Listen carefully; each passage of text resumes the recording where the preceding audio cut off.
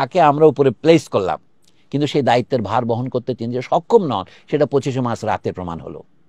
তিনি স্বাধীনতার ঘোষণা দিতে না পেরে পাকিস্তানিদের হাতে ধরা দিলেন। অথচ তাকে বলা হয়েছিল, এখন আওয়ামী লীগ পরবর্তীকালে যে মিথ তৈরি করেছে, 7ই মার্চে তো সেই ঘোষণা দেওয়া হয়ে গিয়েছে, আরেকটা মিথ তারা তৈরি করলেন, সংবিধানে একটা মিথ্যা দলিল তারা লাগিয়েছেন যে তিনি 25শে মার্চ 26শে মার্চ ভোরবেলা একটা বার্তা পাঠিয়েছিলেন।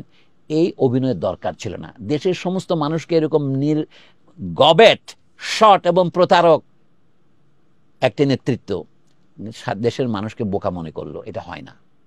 সোজা কথা হচ্ছে কি, শেখ মুজিবুর রহমান 1971 সনের 25শে মার্চ রাতে যুদ্ধ ঘোষণার আগেই আত্মসমর্পণ করলেন। আত্মসমর্পণ, এর ফল দাঁড়ালো কি যে গোটা মুক্তিযুদ্ধটা কিভাবে পরিচালিত হয়েছিল। ভারতের বুকে গিয়ে আশ্রয় নিতে বাধ্য হয়েছে।